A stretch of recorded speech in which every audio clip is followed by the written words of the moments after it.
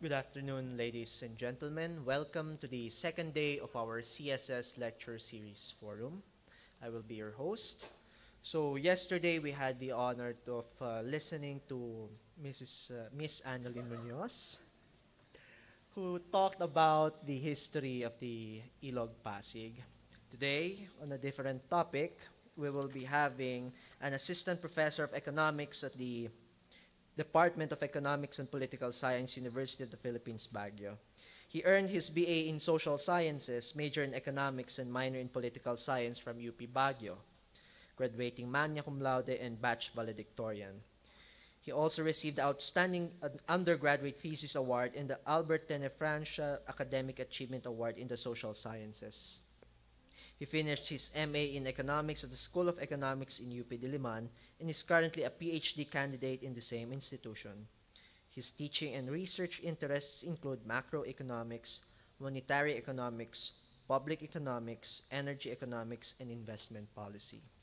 Without further ado, Mr. Rainier Rick B. de la CRUZ.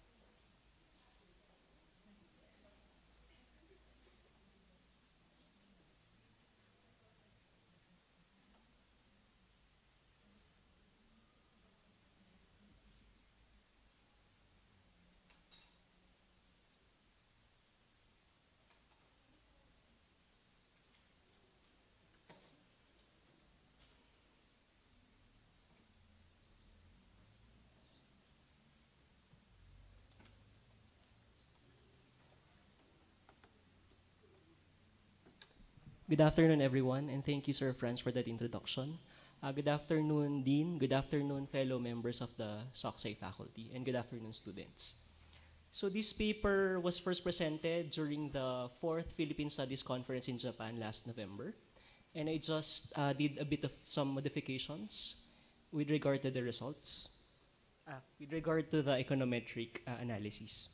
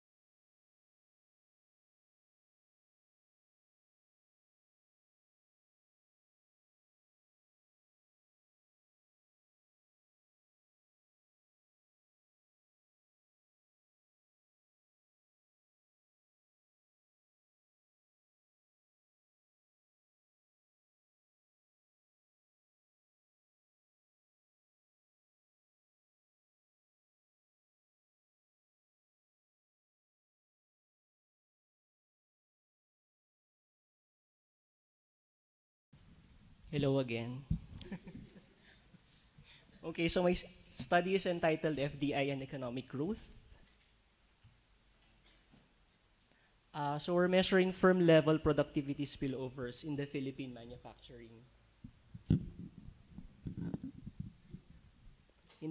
manufacturing sector.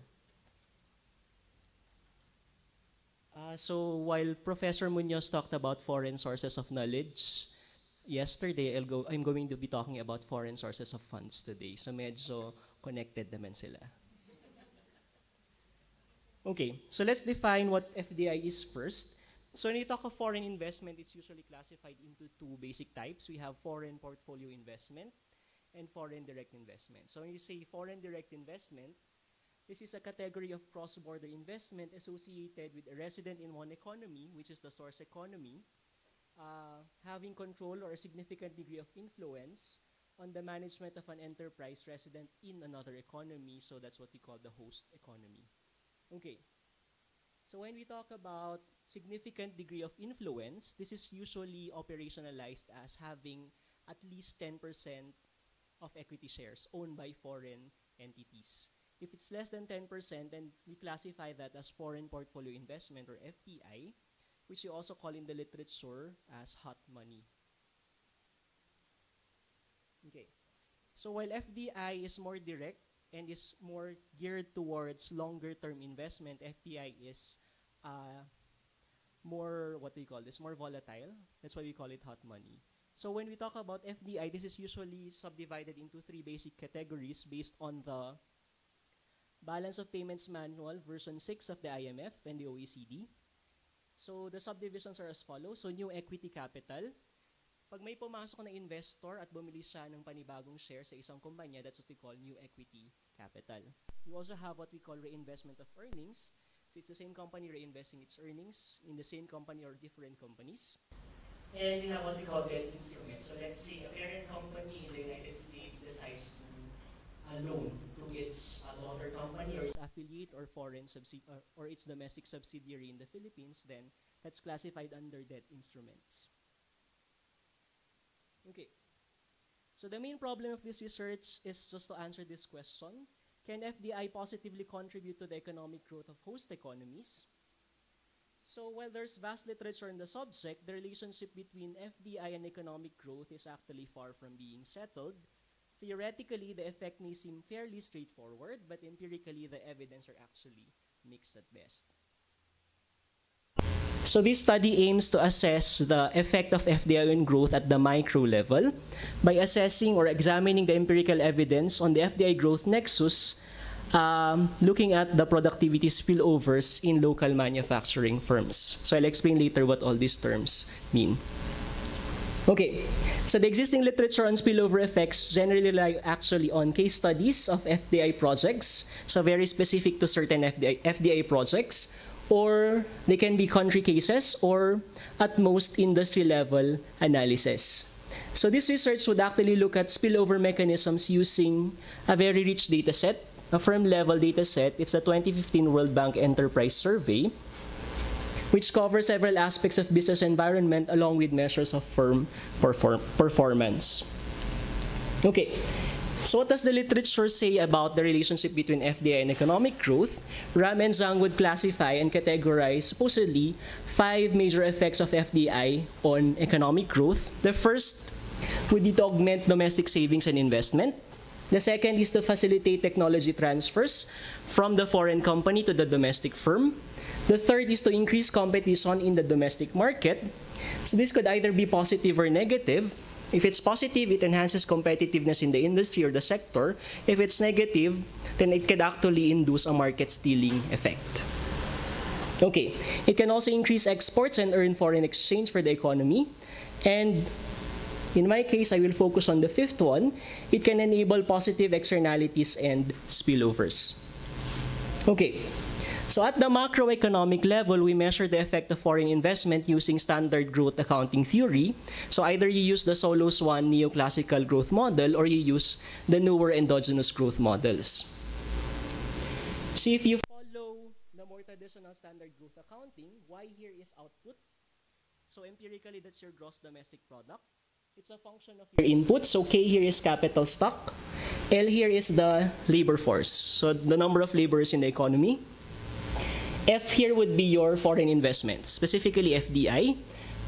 Omega here is actually a matrix or a vector of other growth determinants. And A here is technology. So nakalabas siya sa function because it enhances all of these inputs. So we're just basically saying that output is a function of all of these inputs as enhanced by technology or total factor productivity. So we follow the model by De Mello. Okay, at the macro level, you usually have cross-country studies, and we compare the effect of FDI on developing versus developed economies, and they can be analyzed separately. Okay, what are the usual measures? So you have FDI stock, total existing capital stock by foreign direct investors, or you can actually look at flow variables. So you have gross inflows or net FDI inflows. Issues with regard to these studies would look at actually pwedeng negative yung impact ng FDI on growth, pwede namang insignificant, the effects may be trivial. There are issues with regard to the measurement of their variables, and then the direction of causality. So does FDI promote growth, or does growth actually attract more foreign investment? So pwedeng bidirectional yung kanilang causality. Okay. And then the issue about the role of absorptive capacity. So baka naman may technology spillover, but the firms at the local level are not ready in terms of their absorptive capacity to be able to absorb all of those spillovers. Okay. At the micro level, on the other hand, so we have three types rather. We have case studies on specific FDI projects. We have industry level studies. So we measure at the level of the industry. So depende sa classification niya. And then we have firm level studies. So these are cross-sectional and panel data. Some issues that have been encountered in the past studies would be the limitations with regard to case studies, difficulty in establishing causality, and then, of course, trivial or insignificant effects. Okay. So why do we talk about spillover mechanisms? The literature generally assumes that foreign firms actually possess some technology and resources considered to be superior to domestic firms. Of course, we can also question this assumption later, but for now, this particular assumption is what we're going to work with, especially when you talk about firms that are actually labor-seeking rather than technology-seeking. Okay, so some resources can come in the form of non-tangible productive assets. This can include, aside from hard technology and hard capital, we can also look at non-tangible productive assets like technological know-how, marketing and management skills, export contracts, and networks, so value chains. So you have coordinated relationships with suppliers and customers, as well as the hard-to-measure reputation. Okay.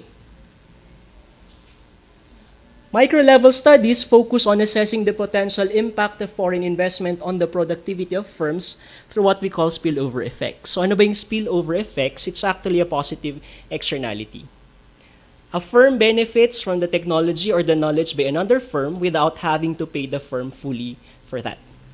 Nakinabang siya nang hindi siya gumagastos without bearing the entire cost of that. So I'll discuss the mechanisms later. So here, the assumption is that it's the host country firm that benefits from the technology or the knowledge created by the foreign firm entering the host economy. Okay, so what are the broad spillover channels? The first one would be what we call your linkages. So there are what we call vertical linkages. So these are inter-industry spillovers. So two firms from different industries. And then you have what we call horizontal linkages. So these are intra-industry linkages. So firms in the same industry. Okay. The second is worker mobility. So let's say a worker from a foreign firm was trained by that firm, and then he decides to transfer to another firm of local origin. So the local firm no longer has to train that worker from the foreign firm. So nakatipid siya sa training costs. In that case, nakinabang siya, may spillover effect. Okay. There are what we call demonstration effects, like imitation or reverse engineering. Let's say some companies can copy the technology that has been introduced by another company, and they don't have to spend that much on research expenditure already. or reverse engineering. So instead of directly copying, they can actually get hold of the product and reverse engineer it to be able to acquire the relevant technology. Subject, of course, to existing copyright rules. Okay, and then there are what we call competition effects. Baka naman pag pumasok yung foreign firm, mapilitang maging mas competitive yung domestic firm. So that's positive spillover. Pwede naman siyang negative, baka dahil sa foreign competition, natalo yung local firm, nagsara, nalugi. Okay. So we have horizontal and vertical linkages. We'll discuss this one by one. So vertical linkages are further subdivided into what we call backward and forward linkages. Okay, so what are horizontal linkages? This measure the effects of foreign presence on domestic firms in the same industry.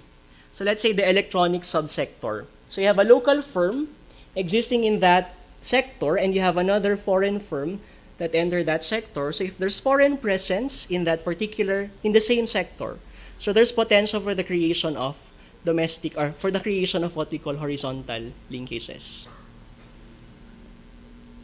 Anong pinagkaiba niya sa vertical linkages? So here, this measures the effects of forward or backward linkages. Kapag forward, you have firms from two different sectors. Okay. So this time, the foreign firm is actually the supplier, the local firm is the customer. So let's say a foreign firm in the mining industry supplies inputs to a local firm in the metal fabrication sector. So in this case, the foreign firm supplying inputs to the local firm can actually lead or create a forward linkage. Okay. In contrast, kapag backward linkage, baliktad. It's the local firm that provides inputs to the foreign firm. So here, the foreign firm is the customer. And as the customer, it can require higher standards from its suppliers, therefore creating backward linkages. Okay, so let's say the local firm is in metal fabrication. It will provide inputs to the foreign firm in the electronics subsector. Therefore, a backward linkage between that foreign firm and that local firm is created. Okay. So how do we model these three linkages? So we have this mathematical model, so I'll explain what the terms mean. The horizontal linkage captures the extent of foreign presence in sector J. So Y here is output, the output of one firm, divided by, as a percentage or as a proportion of the total output in that sector. So let's say you have 10 firms in one sector. So this would represent the output of firm 1 divided by the total output of those 10 firms, multiplied by foreign share. So this is just from 0 to 100. So kung 10% ang share ng foreigners, so you multiply that by 10. And then, you sum them all up. So we do that for every firm. So kung 1,000 yung firms mo, i-apply mo tong equation na to for 1,000 firms. Okay. A forward linkage, on the other hand, serves as a proxy for potential forward spillover effects. So ito naman, pag forward linkage, yung foreign firm ang supplier, ay yung foreign firm ang supplier sa domestic firm. So here, you multiply, kung nakuha mo na yung horizontal linkage, you just multiply that by a certain coefficient. This coefficient comes from the input-output table, which I think my mathematical economics students are familiar with, right? Okay. So this is, so delta J sub K, this is the share of inputs purchased by industry J from industry M in total input sourced by sector J. So we sum them all up as long as sector M is not the same as sector J. Okay. I'll show you the table so I can explain better. Sa backward linkage naman, the process is the same except pag backward linkage, ang customers mo ngayon ay foreign firm, ang suppliers mo ay domestic firms, right? So this is gamma sub JK. This is the proportion of sector J's output supplied to sector K taken from the 2006 input-output matrix. So what's an input-output matrix first? Ito siya. So this is what we call a technical coefficient matrix. Okay. So in my Econ 106, I usually work with a 3x3 or a 4x4 table. So ano ibig sabihin nito? Let's divide the economy into 3 basic sectors. So sector 1, or industry 1, industry 2, and industry 3. So paano natin babasahin itong coefficients na ito? These are percentages, right? Okay. So A11 here would be the input. So tawagin na natin itong agriculture, manufacturing, and services. Right? So A11 here is the amount of output that agriculture produces and it supplies to agriculture, to itself. Okay, so let's read these row-wise. So A12 here would be the amount of output produced by agriculture provided to manufacturing. So sinusupply niya si manufacturing by this much. This is the level of output supplied by agriculture to services. So pag binasa natin sa row-wise, this would be the percentage of output supplied to the respective industries. If we read it column-wise, so, vertically, so A21 here, so remember the notations are important. The first subscript refers to the row. The second subscript refers to the column. Okay, so this is column 1, row 1, column 1, this is row 2, column 2. Row 1, column 2, rather. Okay. So ito naman, so let's say this is services. So pag binasa ko siya, ito yung mga sinusupply ni services sa agriculture, manufacturing, and services itself. Pag binasa ko siya pababa, ito yung kinukuha niyang input from agri, ito yung input from manufacturing, ito yung input from itself. Okay. So we usually work with a 3x3 or 4x4 model. In reality, the 2006 input-output table actually has a 240 by 240 model. May simplified version na 60 by 60, but it doesn't capture all of the effects. So what I did, since it's very detailed, I had to aggregate first at the 2-digit level. We divide industries first into the first digit level. So agriculture, industry, and services. Then you divide them in the 2-digit level. So sa agriculture, hatiin mo pa siya. Then hatiin mo pa siya. Hanggang 5 levels ng division siya. So that's what we call a 5-digit industrial classification level. So for now, we'll use a 2-digit industrial classification level. So the actual table looks like this one. Okay. So let's focus on, so ganito kadetalyado yung input-output table based on the industrial classification standard. So halimbawa, sugar manufacturers. So they supply 0.04% of their output to be used in the production and processing of meat. So yung mga meat packagers, yung mga meat producers, they use sugar. Meat packers. Okay. Here. The milkmen. The milk processors source some of their inputs so that's 1 to 4% of their inputs from sugar. So malaki-laki ang sinusupply ng sugar sa milk. That makes sense, right? And then in terms of butter and cheese, so ganito siya kadetalyado actually. So kung titignan nyo, iba yung manufacturing ng ice sa manufacturing ng dry ice kasi magkaiba sila. So ganun kadetalyado itong table. Let's say, manufacturing of cocoa, chocolate, and sugar, siyempre marami sa milk, right? Kung gusto mo ng choco na gatas. So that's around 2.53%. So this is now the econometric model that we're going to use. So this is just a typical regression model that uses cross-sectional data. Okay, I'll explain the subscripts first. So I here refers to firm, the firm. J here refers to the sector. So if I'm the first firm in the second sector, so that is 1 sub 2. Okay, 1, 2. Okay. So Y here is output of firm I in sector J. So ito lang yung total na pinoproduce niya. And then we actually take the natural logarithm. So we're using a linear logarithmic or a double log model.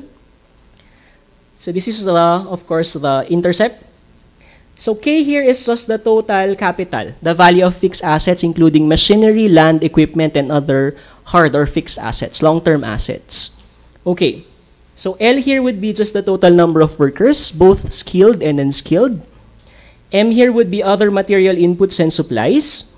So L, K, and M are just your usual inputs. Paano ka makakapag-produce? Kailangan mo ng capital, kailangan mo ng other materials, kailangan mo ng laborers. So this is your total output. Foreign share here is foreign share. the share of foreigners to total equity. So it can range from 0 to 100%. Horizontal here ay kaninong horizontal linkage natin. And then backward linkage, forward linkage, epsilon here would just be your stochastic error term. Okay, so what's the data that we're going to use? Again, this comes from the World Bank Enterprise Survey for the Philippines. The latest one is just 2015, wala pa silang mas bago sa Philippines. So what are enterprise surveys? So you interview, ang maganda sa World Bank, they interview top management hanggang middle management. Okay, but these are all anonymized surveys. This is representative of firms stratified by industry, firm size, and geographic region. They don't include the agricultural sector. So industry tsaka services lang siya. This covers several aspects of business environment along with measures of firm performance. So this can be used for a lot of things. Let's say, ano bang issues ng mga business firms sa regulatory constraint, right? Ano bang pinakamalaking issue nila sa Pilipinas? Corruption ba? Or local competition, etc. So ganun siya kadetalyado. Okay. These sectors are divided at the 2-digit level using the International Standard Industrial Classification Code version 3. So yung pinakita natin kanyang 056, that's the PASIG. It's consistent with the ISIC. Okay, so summary of the data. In total, the raw survey has 1,335 firms, with 1,037 firms in the manufacturing sectors, 19 subsectors all in all, 298 firms for services in 7 sectors. So ang kailangan lang natin ay manufacturing, we ignore services first. So itong 1,037 firms na to, liliit pa siya sa 532 firms if we do all the data cleaning necessary. So ito na lang natira, I only had to work with 532 firms. Okay. So how are they distributed? Pinakamarami, of course, sa food. So pag domestic firms, these are 0 to 10%, less than 10% equity shares. Kapag foreign firms, these are 10% or more in terms of equity shares. So pinakamarami sa food in terms of total, but there are 12 firms with foreign capital. In tobacco, there was only 1 in the survey. Textiles, garments, leather, wood, paper, publishing, and chemicals. So, halimbawa sa electronics, half yung distribution. We know that our top export until now would be electronics and other components, but not all of them are produced by local firms. They are produced locally, but by foreign firms producing here. So, nagpo-produce sila dito, tapos i-export nila for final processing in their home countries. Let's say you have Texas Instruments in Baguio as an example. Okay. So, you have other sectors without any foreign presence. So, you have wood, paper, tobacco, and textiles, and petroleum. So, all in all, you have 532 firms, 154 are foreign, 378 are domestic. Okay. So, this is just a distribution. So some preliminaries first, using the data from the survey as well. Okay, so we can compare where do local and foreign firms get their inputs from. So kapag sa total firms, 63% ang domestic suppliers, ang domestic supply, 37% ang foreign supply. So compare that with the breakdown for foreign firms. Foreign firms get most of their supply from foreign companies, around 57%, while 43% is for local. Domestic firms, on the other hand, mostly source their inputs from domestic firms. So around 29% lang ang galing sa foreign firms. So importante ito for the backward linkage. Ito naman ay sa forward linkage. Saan nila binebenta yung kanilang mga inputs, kanilang mga output rather. So for foreign firms, halos 50-50 naman, around 49-51%. But for domestic firms, they sell mostly to local customers, industry as well as final household demand. Okay, capacity utilization measures, how efficient are the firms? If we're going to use all of our inputs and we're going to make all of our workers work, so how efficient is our production level going to be?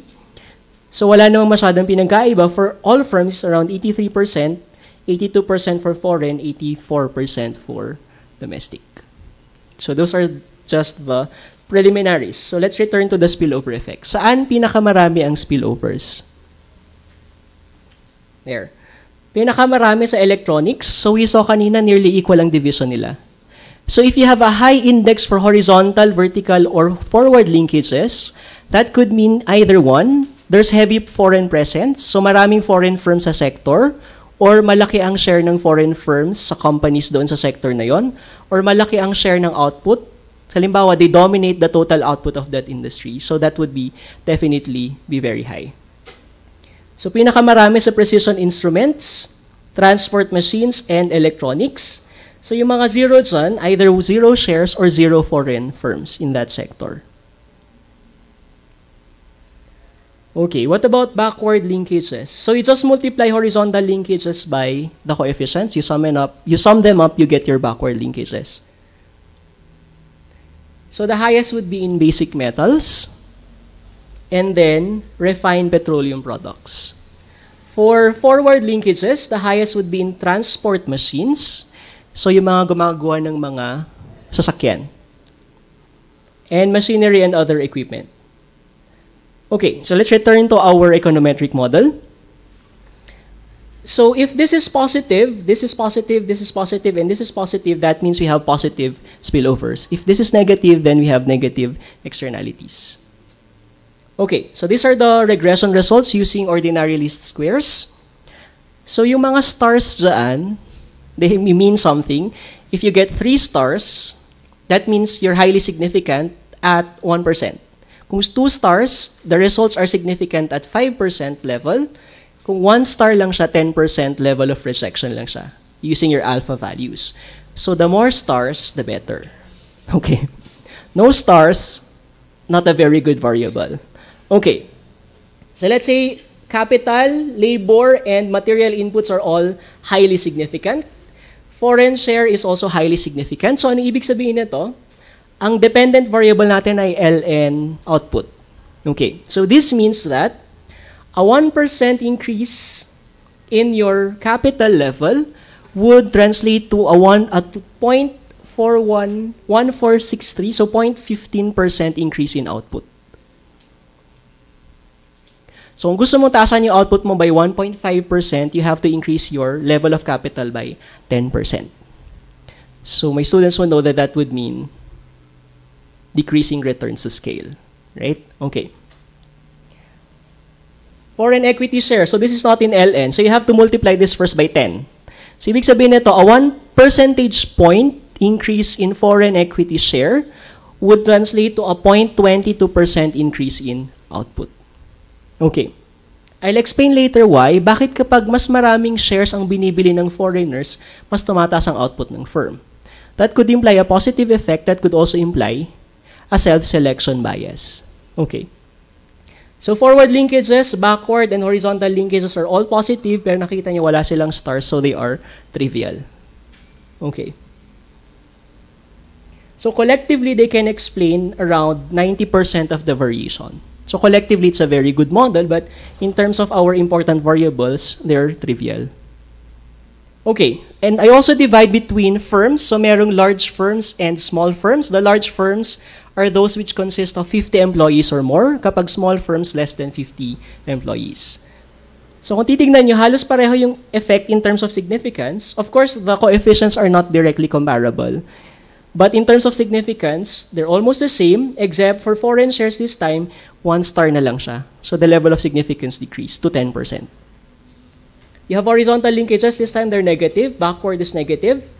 For small firms, backward linkages are also negative. For forward linkages, both are positive. And then for domestic firms, so these are locally owned firms, so we remove the foreign share variable. So we still have highly significant input variables. So we ignore this variable. So horizontal linkages are now negative. Backward linkages are also negative, while forward linkages are positive. So collectively, the model is significant. Okay, some conclusions. So horizontal linkages are strongest in the following sectors. Pinakita natin sa transport machines, precision instruments, and the electronic subsector of the manufacturing sector. While backward linkages are strongest in basic metals, refined petroleum products, and strongest forward linkages are found in transport machines and machinery and equipment. So these are all industries with heavy foreign presence. At the same time, the share of the foreign firms to total output is very large. Okay. On the average, horizontal linkages are much stronger than forward and backward linkages. So with regard to the question, can domestic firms really benefit from foreign investment? So the signs for most firms are positive, but they are trivial, right? In terms of foreign share, regression results would show that the foreign share has a positive and significant impact on local firm productivity. So why is this so? The literature is divided in this. Either, kapag tumataas ang number ng foreign shares, nadadagdagan yung posibilidad na magkaroon ng transfer ng knowledge. So yung sinabi kanina na non-tangible productive assets. So if foreigners have greater share in management, they can transfer their local know-how, their expertise, they can share that with their local counterparts. That's a positive side. However, there is also a self-selection bias. Baka naman yung mga firms, they already choose to invest in sectors which are already highly productive. So naging baliktad yung relationship. Instead of them investing and making it productive, baka naman namimili na sila ng mga firms na productive na, saka sila doon mag-i-invest. So that's still another thing to measure, what we call self-selection bias. In terms of proxies, all the spillover effects are insignificant in all model specifications. Okay, so the forward linkages are positive for all samples. So all firms, domestic firms only, large firms, small firms. Backward linkages are positive only for the sample, including all firms. While horizontal linkages are positive in all firms, domestic and small ones, but negative for the sample of large firms. Baka naman sa level ng large firms, nagiging mas competitive na sila, nagiging market stealing effect na. So kapag pumasok ang isang malaking foreign investor, baka nakikompete siya, nangaagaw siya ng market from the local investor at the level of the large firm. Okay, so we have in the Philippines, we actually have weak evidence of spillovers from foreign firms. This may indicate that spillovers remain limited in the country because of the presence of economic and regulatory constraints. The first is there's no interaction, right? So titingnan yung backward and forward linkages, walang masyadong interaction sa ibang industries. It's less than 50% for all sectors. So the relationships between them are not that deep yet to allow for transfer of knowledge without requisite payments. Okay, another would be the lack of absorptive capacity. Baka naman may relationship, but the local firms are not ready to absorb the knowledge spillover from the foreign firms. The third one would be institutional impediments. So there are still sectors in the Philippine economy which are heavily restricted by the government, right? Bawal pumasok ang foreign investors or limited ang pwede nilang billing shares. Okay, so annually, the Philippines would publish a negative investment list. So lahat ng mga bawal pasukan ng mga foreigners. Of course, the negative impact, on the other hand, of horizontal spillovers may imply the presence of competition effects which are negative for local firms. So market stealing effect. So if you have any questions, you may email me. I'm also promoting my Usapang Econ blog. So 5 economists from Diliman, from Los Baños, from ADB, and myself formed this one to make economics more comprehensible to everybody. So I hope the lecture was comprehensible. Okay.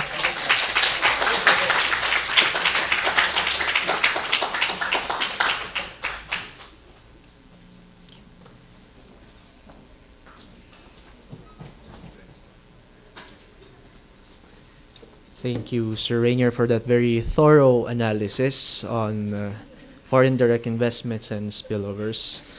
So the floor is now open for your questions for our distinguished speaker for today. Any questions? Sir? Or would you rather have Sir Rainier asking you the questions today. Okay. Anyone? State your name, your course, and then your question.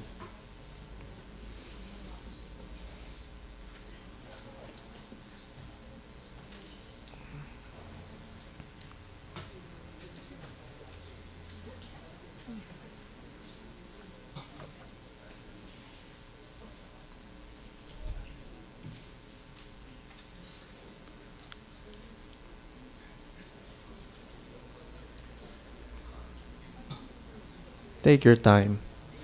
I know it's too much information, but take your time.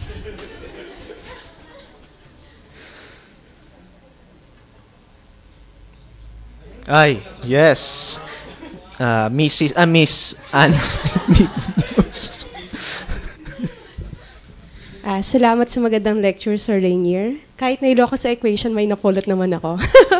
Pero tama ba na yung research mo, mas national yung naging approach mo? Tama ba? Micro siya. Okay. Pero, ewan ko kung tama yung tanong ko, no? Interested ako na ma-relate siya sa Baguio. Yes, ma'am. Yung conclusion mo, nag-a-apply din pa siya sa Baguio? Or may nakita ka na kung may research ka na sa Baguio na related dito sa topic mo, meron bang ibang results kang nakita kung may research ka na nagawa tungkol sa Baguio? Thank you. Okay pa. So, sasagutin ko din siya in Filipino. Yes. I was supposed to deliver my lecture in Filipino, owing to Ma'am Anil, pero baka maging weird siya. So, I say foreign spillover, banyagang natapon, baka maging iba yung implication yan, di ba? Banyagang tumapon, I don't know, umapaw. So, my problem with local levels, ay wala pong data. So, EPSA publishes data pero hindi siya ganun ka-comprehensive. So, the nice thing about this one, I saw this data set, it's very comprehensive and it's anonymized. So, sa level ng Baguio, hindi ko alam kung nag-release ang PSA ng ganun kadetalyadong data. So, tsaka kakaunti naman ang malalaking firms dito sa Baguio. So, kahit gawin mo siyang anonymous, parang magiging identifiable pa rin yung data set niya. So, I don't know if this applies to the local level because the enterprise survey actually captures data from 5 regions. I'm not sure kung alin yung mga regions, pero I'm sure hindi kasama ang CAR doon kasi hindi ganun kalaki ang data. Actually, noong 2014 lang nag-release ang PSA ng dataset at the regional level, pero wala pang dataset at the local level na ganito ka-comprehensive, so baka mas primary data siya. And I'm not sure if the firms are willing to divulge all of this information.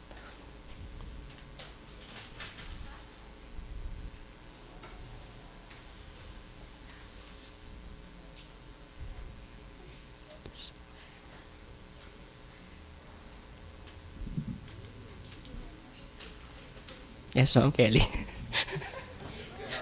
Supportive. Sir, forgive me for this stupid question. Yeah, coming from Philo. Wow. Yes. Sir, pakipaliwanag, hindi kasi ako familiar. Ano yung significance ng napag-aralan ang spillovers, foreign direct, etc. Yan. Gusto kong maintindihan yung kung saan ka nagagaling. Ano yung economic significance nung... bakit natin siya pinag-aaralan? Bakit siya kailangang maintindihan? Okay. At kung mababa yung spillover, ano yung implication niya? Okay. Sige po, isa-isayin ko siya para maintindihan yung lahat kung saan ako nanggagaling.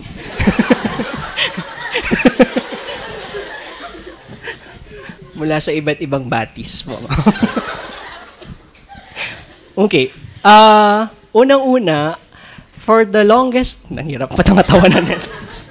For the longest time, since time immemorial, we've been trying to attract foreign investments because they are one of the fastest ways, supposedly. So the assumption is that they're one of the fastest ways to enhance growth without relying on domestic variable. So kung titignan niyo yung ating GNP account, so we have consumption, investment, government spending, and then trade.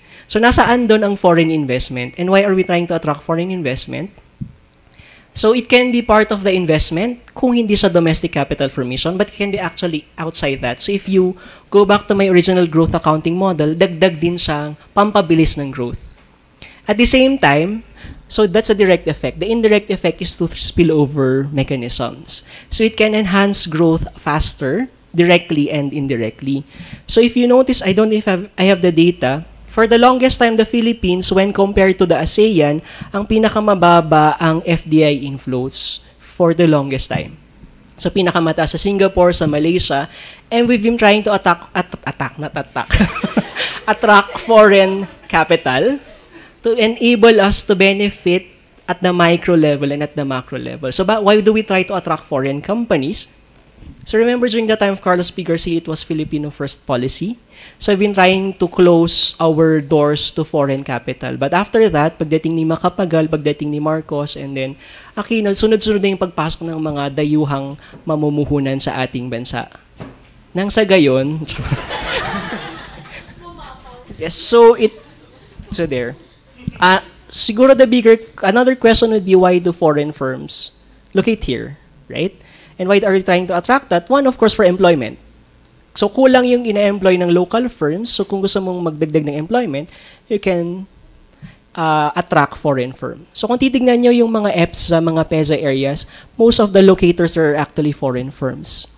So some are saying that mas maganda nga yung binibigyan nating mga benepisyo sa mga dayuhang kumpanya kaysa sa binibigyan nating mga benepisyo sa ating mga sariling kumpanya. And why are we trying to do that? They're supposed to be large investors.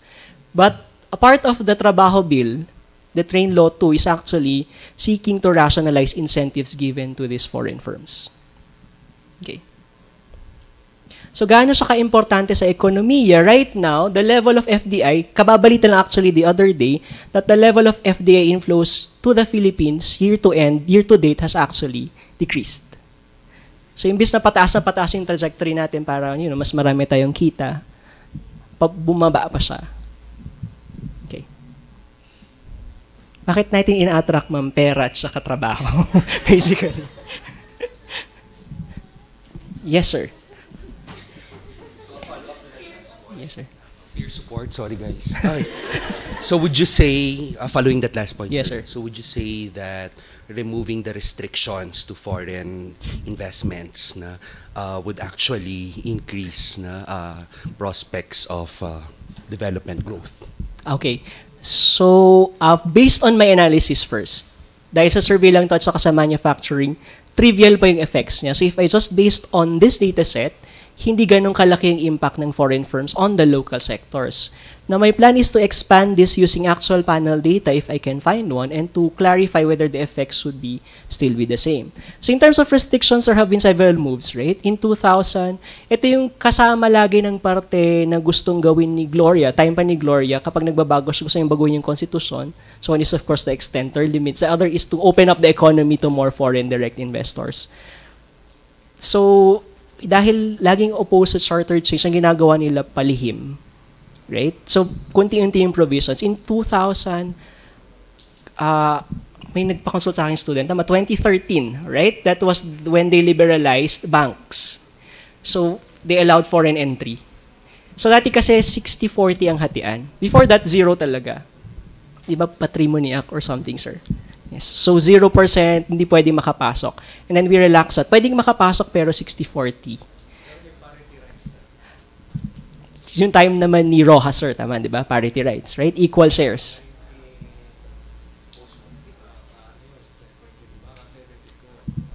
Okay, sir.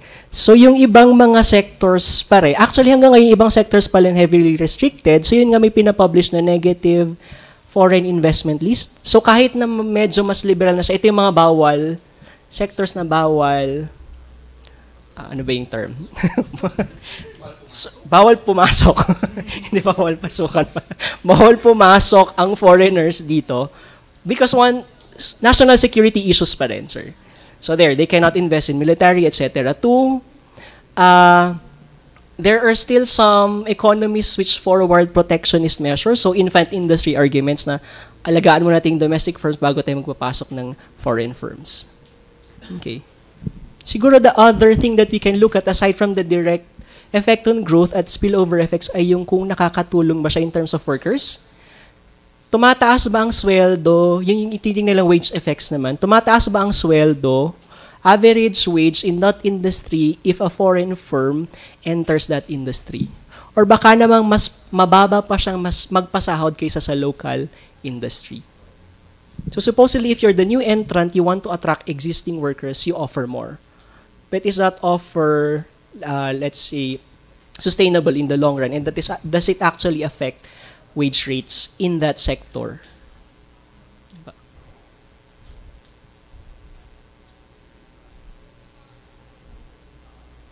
Yes.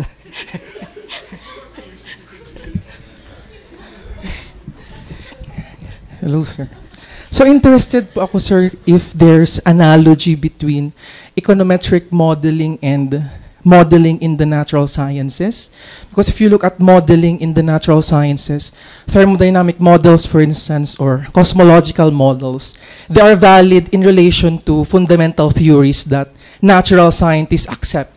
For instance, cosmological models are valid in relation to Einstein's theory of relativity. So I'm curious whether econometric models are also justified by certain more fundamental econometric theories, such that the validity of the model can be traced back to the validity of the more fundamental economic theory. So I'm trying to understand if there's analogy between the natural scientific modeling and econometric Yes, modeling. we borrowed this technique from the natural sciences. So kapag sa undergrad, they start with mathematical economics. That's where we introduce, with Econ 101, 102, that's where we introduce the theories. So let's say, ang ginagamit na theory dito, endogenous growth theory. Anong nakaka-apekto sa growth? Versus the exogenous growth theory where growth is solely affected by technological advantages. So ganun. So nag-start sila sa theory, and then they go to mathematical economics. They learn how to mathematize their theories, put their theories into mathematical forms. Saka lang sila nag-econometrics. So if you have the theory, you begin with that, then you translate that into a regression model. So my follow-up question is it therefore also an issue in economics that of course, you do ceteris paribus, right? You assume certain things. Yes. And in the natural sciences, there's an issue regarding natural scientific modeling such that how can we learn about the real physical world if the model only assumes certain, only consider certain features, only take into account certain characteristics of the target system, for instance. So it's an issue kasi in the natural sciences whether how do we therefore learn about the physical world if we rely on incomplete ceteris paribus model. So my question is that also an issue in economics? Okay. We learn about econometric models, but how do we learn about the industry as a whole if we rely on certain incomplete ceteris paribus econometric models? Okay. Yes, sir. So, whoa. Okay. So that's always my caveat when I introduce model building to my economics students. Model building is an abstraction of reality. So while we rely on mathematical and scientific models, we are aware of the fact that we're not studying the natural and the physical world. We're studying the social world. So in that case, we cannot do hard experimental techniques, right? So what the best we can have are quasi-experimental techniques and regression models. So paano namin pinapasok yung assumption na may iba pang variables sa model na pwedeng maka-apekto na hindi ko in-analyze? That's why we have the epsilon in that regression model. And that's why we have the, mabalikan ko yung regression.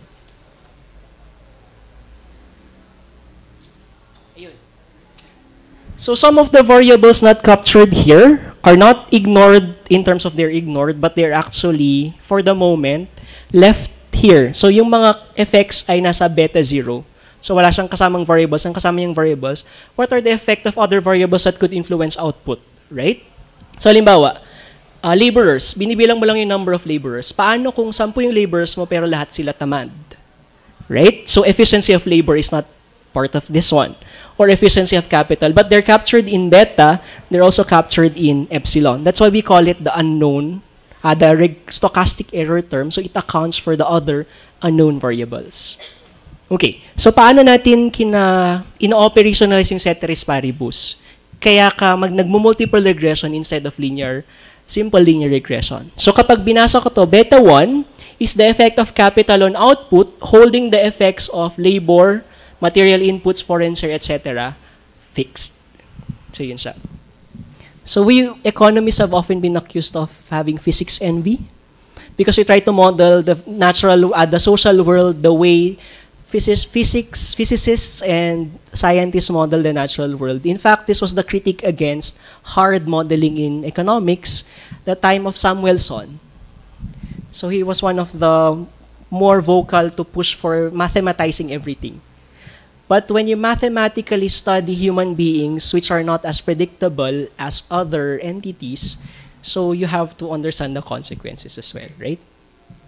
Samuelson wrote a paper on that even though we simplify reality by abstracting from it, that does not necessarily mean that our assumptions make the results of our model less valid compared to when we analyze everything. So sabi nga nila, we take life in economics, so life is a pizza, we take it one slice at a time. Yes, sir.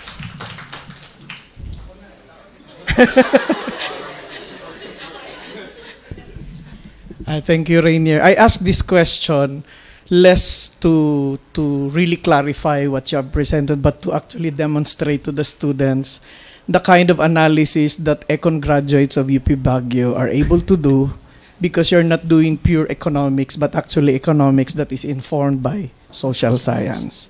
So there was a slide earlier that where you mentioned that the effect, the spillover effect, you said so you were speculating, may be illustrative of whether it is because of strict regulations or absorptive capacity. Yes, sir. So this is the part where I will ask you to just speculate anyway. Yes, sir. Being a poli-sci graduate, so what in your or a soc-sci graduate, so basically, how much of that statement now in your informed, intelligent speculation, because I think this goes beyond what your data is about. Yes, sir. How much do you think, knowing Philippine society, Philippine labor, Filipinos, how we behave, how much of it would be lack of absorptive capacity? Are you talking about the firm, the organization? The local firm, sir. Firm. Yeah. How much of that absorptive capacity anyway is about individuals' abilities? So in your speculation, because this will have implications in terms of no matter how good we are as a people, kayo yung mga graduate, you will go to the firms, your ability to learn, no, your readiness to do this, no matter how much foreign investment will come in with the assumption that we're supposed to learn, but that ability to absorb will depend on our competence, right? So in your knowledge, even if they were all graduates of UP, for example, in this institution, how much of this will be about institutional capacity, absorptive capacity at the organizational level or individual level? This is now the social part of your topic. Thank you. Okay, sir. Thank you, sir. This is actually the second part, supposedly, of my research, but I haven't had the time to work on it yet. The institutional specifically the institutional setting, right? So I'm going to use some background from institutional economics. Bakit kakaunti? Una, bakit kakaunti ang interaction? Baka naman kakaunti ang pumapasok na firms. Or bakit kakaunti ang interactions? Baka mababang absorptive capacity. For now, I think it's not mostly due to, it can be attributable to absorptive capacity, but not by that much. Kasi we're not able to, kasi hindi natin masasabi na kakaunti ang na-absorb natin because in the first place, kakaunti ang pwede nating i-absorb. So limited interactions are a result of limited entry into specific sectors. So for, let's say, developing countries other than the Philippines, ang na-observe nila, maraming pumapasok na foreign investment, hindi lang nila ma-absorb yung spillovers. Sa atin, hindi ganong karami ang pumapasok na foreign investments. So even if you want to absorb them, there's nothing to absorb, right? So how do we measure absorptive capacity? At the individual level. So you can actually look at that by looking at variables of human capital, right? Level of education. So let's say transfer of knowledge from one entity to another can only be facilitated if you have the requisite amount of knowledge yourself to be able to absorb all of that, right? Unless, of course, the actual, it's not a knowledge spillover, but an actual knowledge transfer through training. So yung foreign firm, kailangan niyang i-train over and over again yung domestic workers para lang ma-level up yung kanilang productivity, right? In the case of the Philippines, at least for the manufacturing sector, I don't think that's too large of a problem in terms of if we use educational attainment as our main measure of human efficiency of labor, right? In terms of institutional environment, ang mas problema actually, sir, ay regulations, right? So aside from formal legal frameworks that prohibit entry in several institutions, the other part is bureaucracy and corruption. So time and again, they have identified corruption. Bumaba na nga tayo sa corruption index. Mas malaking problema nila ay bureaucracy, right? So one study that I read before sa energy economics, bakit kakaunti yung nagtatayo ng power plants sa Pilipinas? Because they had to they have to sign around 104 permits para lang ma-approvean siya. And that takes more than a year. Yung approval pa lang yon. Tapos i-build pa siya, dahil very strict tayo if it's a government-private partnership, dapat strict bidding process, so tatagalan naman siya ng ilang taon. So yung pa lang, yung pre-building pa lang, nadi-discourage na sila. Yes.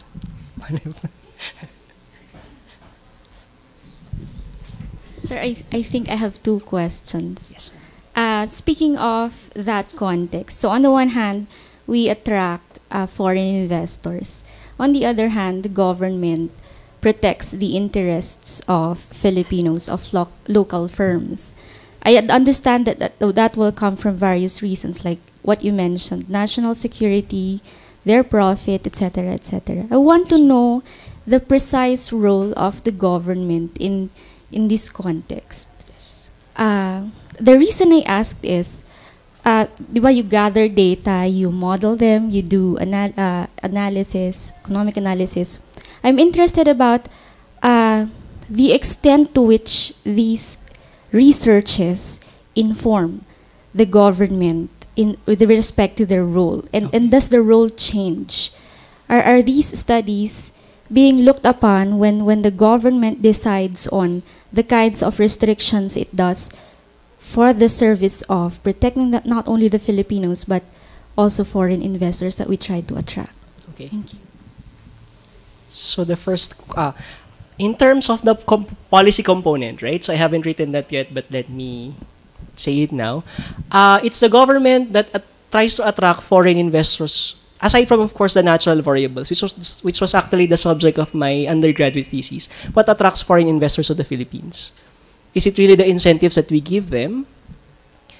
We saw that it's actually one market share. So kung gaano kalaki yung GDP at kung gaano siya kabilis implies or actually measures how fast demand can be. So if it's an import substituting, they want to capture the market for the Philippines, then they will be attracted here. Secondary na lang actually yung incentives na binibigay ng government. So ang role ng government, dalawa. It provides the incentives to attract the foreign firms. The second is, it provides the regulations that could actually enhance or regulate competitiveness in the sector. So, parang namibigay sila ng pera, on the other hand, they restrict entry naman in other sectors. So, there was a study before that measured redundancy. Bigay tayo ng benefits na dodoble actually siya. Kung baga, hindi naman siyang importanteng konsiderasyon ng mga mamumuhunan sa bansa, it's secondary, but we focus on giving incentives, right? The recent study by the Board of Investments, for instance, says that there are around 14 incentive-granting institutions. These are institutions that grant incentives to foreign companies. Baka naman pwede siyang, let's say you have BOI, you have PEZA, you have all the processing zones. And all of these are autonomous from each other. So kapag binigyan na siya ng BOI, baka naman madoble pa, bigyan pa siya ng PEZA. So nakikinabang sila pero hindi naman pala yung consideration nila, primary consideration. Baka naman location, baka naman corruption and processes, etc. In terms of regulation, so you were saying how much of the regulations are informed by policy, by analysis from economists. So you have the Board of Investments. They have a lot of economists. You have SEC, they hire a lot of economists. And sometimes, some of these agencies like NEDA are really headed by economists, which commission studies. Pero kapag how are these studies translated into actual policy, medyo yun ang mahirap sagutin ngayon, right?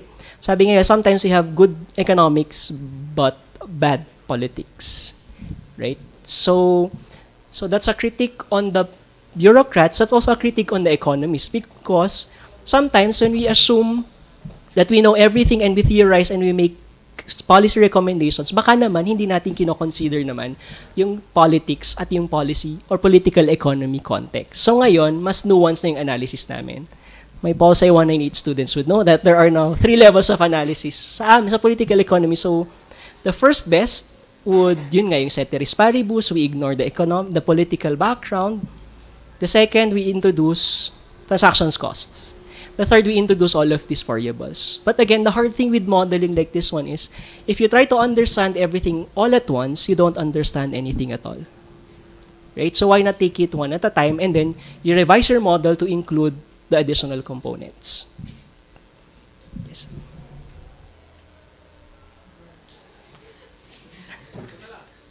Yes, sir.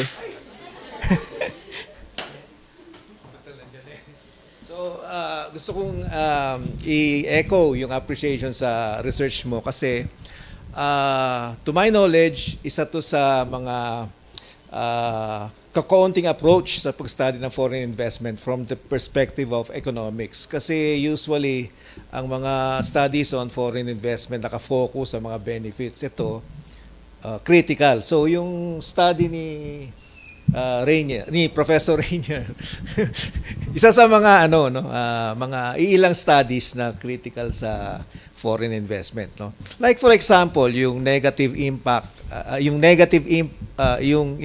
may weak evidence of spillover. Kasi yung sa third, yung negative impact may also imply the presence of competition effects. Yes, sir. Ang isang possible na i-develop na dito or i-explore yung possible crowding out effects, yes, sir, ng foreign investment sa local investment. And then second, na-mention kanina yung backward linkage, yung horizontal linkages, forward at saka backward linkages. Ngayon, ang isang dapat tignan natin sa foreign investment, mas malakas dito yung international linkage, no? So, nag-i-invest yung foreign investor dito primarily hindi dahil sa gusto nilang i-develop yung Pilipinas, hindi naman natin sila masisisi tukol doon, di ba? Kundi meron silang global interest, no? Hindi rin natin sila masisisi doon, but we have to recognize na ang linkage ng foreign investment ay primarily global, hindi yung horizontal sa industries natin, hindi yung forward sa industries natin, hindi yung backward. So, yun lang. So, gusto kong emphasize, malaking bagay itong research ni Professor Rainier. No? Thank you, sir.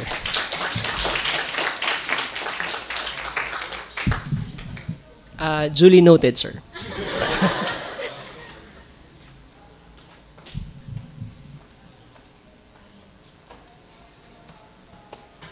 Thank you, Sir Rainier. To award the Certificate of Appreciation, may I call on the Dean of the College of Social Sciences in front with Sir Rainier. The certificate reads, Certificate of Appreciation. This certificate is awarded to Professor Rainier Rick B. de la Cruz for imparting his invaluable insights as resource speaker for the topic Foreign Direct Investments and Economic Growth, Firm-Level Productivity Spillovers in the Philippine Manufacturing Sector at the University of the Philippines, Baguio.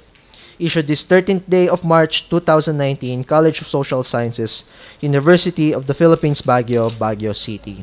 Signed, Aclis J. Costales, Department Chair, Department of Economics and Political Science, and signed, Aureliano A. Colon, Jr., Dean.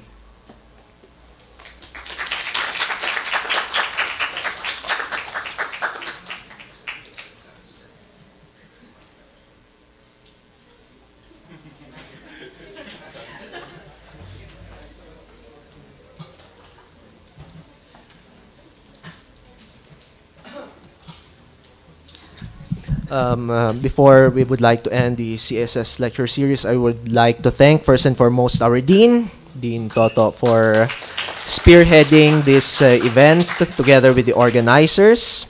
to the faculty and the staff of the CSS for helping us in disseminating the information, for setting this up, and to you students for attending this two-day event. Maraming salamat po.